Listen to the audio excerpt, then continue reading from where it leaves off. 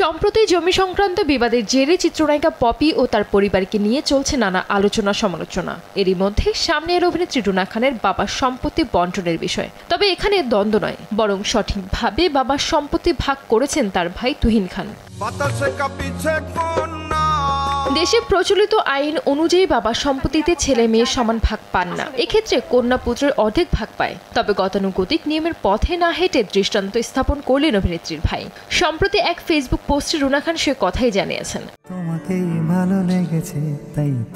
রুনা খান লিখেছেন, তার বাবার 25 কাঠার একটি জমি ছিল। সেই জমি বিক্রির টাকা তার ভাই তাকে অর্ধেক বুঝিয়ে দিয়েছেন। অভিনেত্রীর ভাইকে সবাই এই কাজ করতে বারণ করলেও তিনি তা শুনেননি। দেশের আইনের কথা স্মরণ করিয়ে দিলে তিনি বলেছেন, আমি দেশের আইন মানি না। অভিনেত্রী পোস্টে উল্লেখ করেন, তুহিন বয়সে আমার 1.5 বছরের ছোট, কিন্তু পড়াশোনায় 5 বছরের পেছনে। আম্মা আব্বু আমাকে 5 বছর বয়সে প্রাথমিক বিদ্যালয় স্কুলে সরাসরি ক্লাস 2তে ভর্তি করান, আর তাকে 5 বছরের প্লে গ্রুপে কিন্ডার গার্ডেনে ক্লাস 2তে উঠতে তার বয়স 10।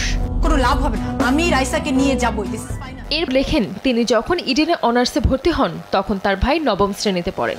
পারিবারিক বাস্তবতায় তাকে টিউশনি করে পড়াশোনা করতে হয়েছে এবং সংসারে হাল ধরতে হয়েছে। সংসারের পেছনে রুনার অবদান ভুলেননি তার ভাই।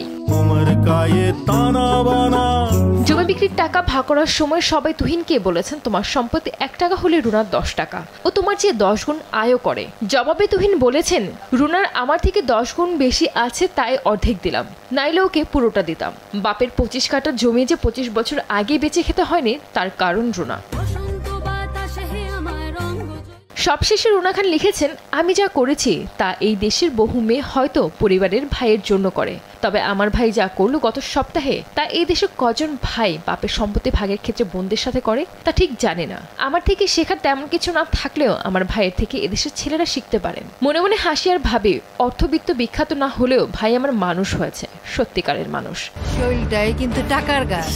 এদিকে গত 15 জানুয়ারি জাতীয় জাদুঘরে প্রদর্শিত হয়েছে রুনা খান অভিনীত সিনেমা নীলপদ্ম।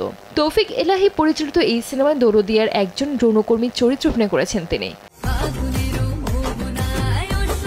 সঞ্জিত আক্তার, দেশ টিভি।